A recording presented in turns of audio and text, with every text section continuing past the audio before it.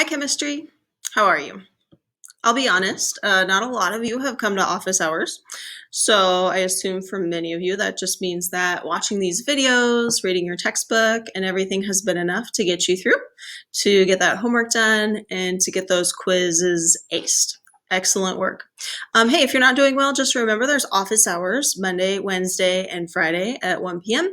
The link is in your Google Classroom feed. So open that up. There's a Zoom link there to access my office hours. So here's an update for this week. I know some of you are taking some AP exams, so I'm going to keep it a little later, even though we should have met 3 days this week for class. But chapter 13, we have finished up. You guys took a couple of quizzes on that chapter, and as far as I'm concerned, that is good and done. So moving on to chapter 14. 14.1 we're going to skip. It's a lot of vocabulary. It's this idea of solubility related to pressure, but that's not a super important. Well, it's important, but really not for high school chemistry. Today we're going to be talking about a formula that is very important for high school chemistry, and that is the idea of measuring the concentration of a solution. So remember, by a solution, I mean something that has some kind of liquid as a solvent and some sort of solid that you mix into it. For example, everybody knows that when you put salt into water, you can stir it up as long as there's not too much salt. It'll dissolve in the solution. And so that solution has a certain concentration to it. And so let's define concentration as the measure of the amount of solute dissolved in the amount of solvent. These should be familiar vocab terms from a prior chapter and from biology freshman year that you took. So I just want to show you real quick two examples of a certain kind of solution. I'm going to kind of lay them down a little bit here. As you look at these in my document camera, I'm looking at the camera too, and you can tell that this one is slightly darker than this one.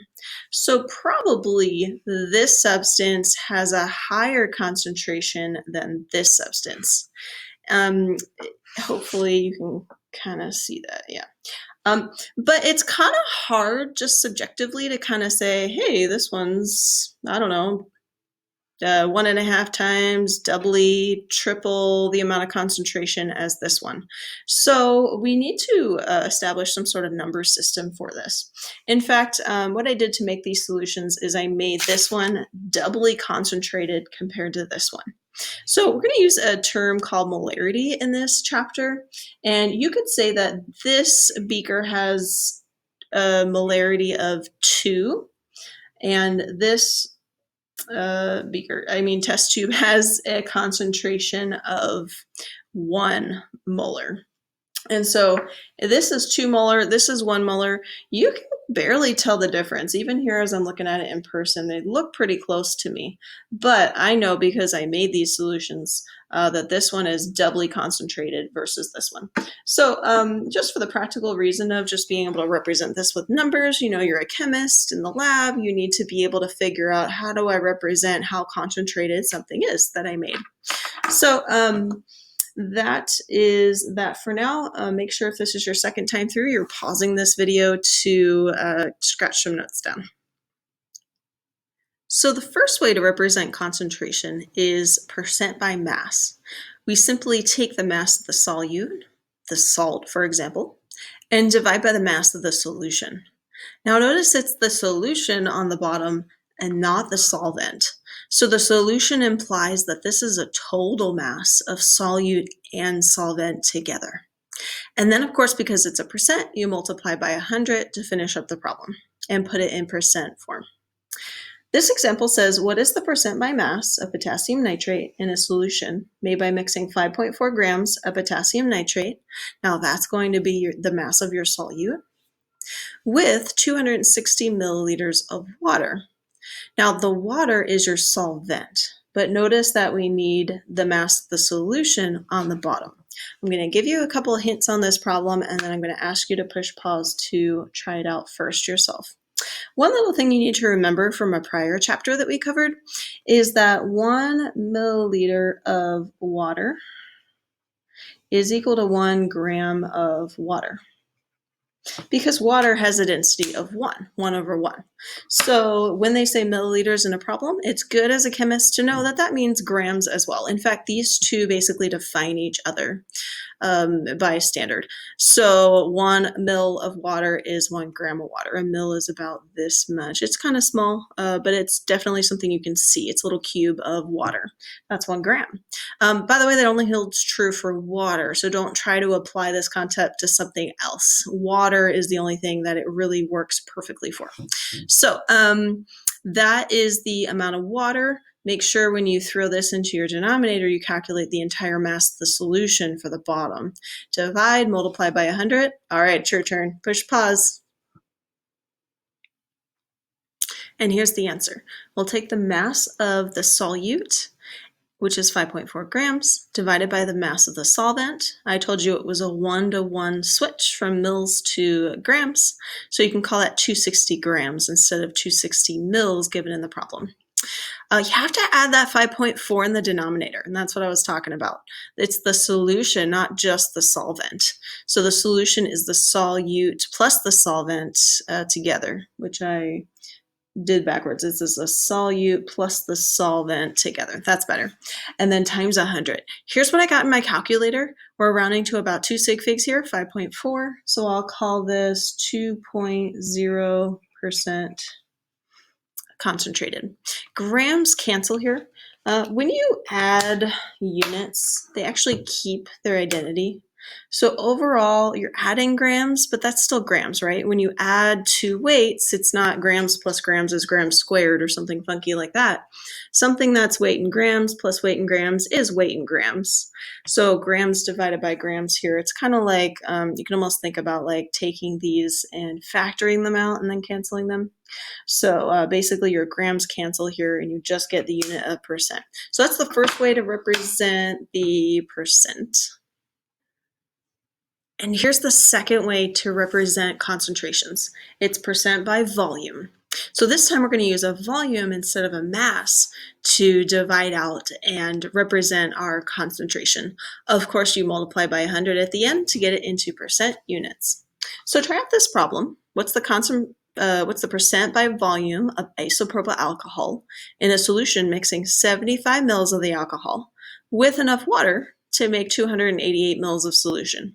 Now we saw in the last problem that you have to read very carefully because you can't just take the two numbers given and divide them automatically. You have to think which the solute, what's the solution, what's the solvent. Those are three different words, by the way, that all start with the letter S. And we need to read carefully and make sure that we have the right numbers to divide. So try this one out. Push pause. Okay, did you get it right? We actually can just take these two numbers this time and divide them because 75 is the solute and 288 is the entirety of the solution. So this time we can just straight up divide the numbers, multiply by 100, which I forgot to show, and you get 26%. That's what I got here in my calculator. So something I want to point out as you are just thinking, all right, great, these aren't too bad of a problems. Your book doesn't teach this, but you see this a lot in research papers. Lots of chemists use the nomenclature of mass over mass as kind of like a unit to alert you that they use the masses to determine the concentration. And if it's volume, they'll use the unit V over V to kind of note to you that I use the volumes to figure out the concentration of this solution. So that's just helpful. Masses, volumes, just kind of telling you, hey, I'm a chemist and I use masses or I use volumes to calculate the concentration. There is a third way that we're going to use to calculate concentration, and this way is by far a popular way to calculate it. So let me load that up here on my screen. And so molarity is the third way to represent concentration. This goes back to my example with my test tubes here. I know because I made these that I dissolved twice as much solute in here than I did here. So this could be like a 2 molar solution, whereas this would be a 1 molar solution. That's a concentration of 1 molarity, and that's 2 molarity, and that's 1 molarity. So this is a nice way to measure concentrations, because typically when you have a solution, you have like a volume of it, like water. But typically when you dissolve something like salt into a solution, you have like a weight for it. It's hard to measure the volume of something that's granulated, right? So molarity is usually the best way to go when we're doing concentration equations. So grams, of course, is given in this problem. I want you to try this one out, but let me walk you through a few thoughts first. You might just think, oh, look, 2 numbers to divide. Divide them and we're done. Voila.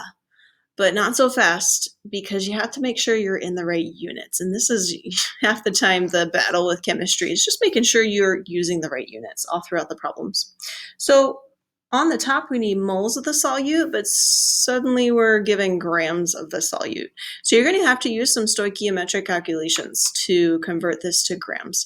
I'll give you a hint. It's just a one-step problem, so it's pretty quick and easy.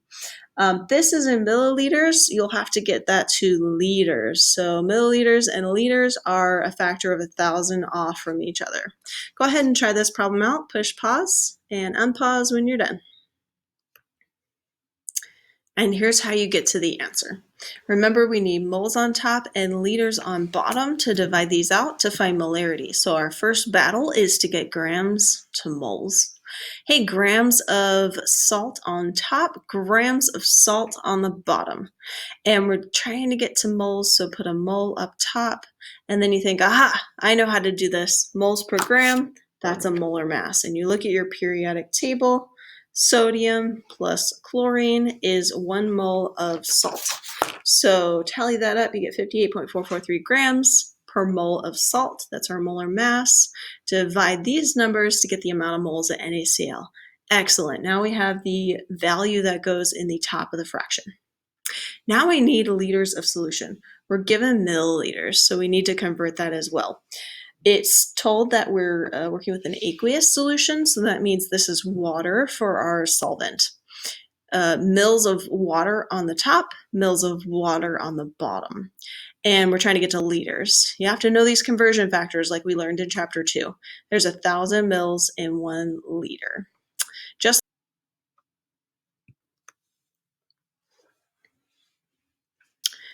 So basically we're dividing by 1,000 to convert from mils to liters. 2.364 liters of H2O. Some of you are really good with conversions, and you could probably skip the step where you show the work here. I'm okay with skipping this step because you know just to move the decimal over 3 times, but I do want you to show the stoichiometry of how you get from grams to moles when you work these problems on your homework. Finally, we have the numbers that we need to divide. We have moles of solute here. We have liters of solvent here.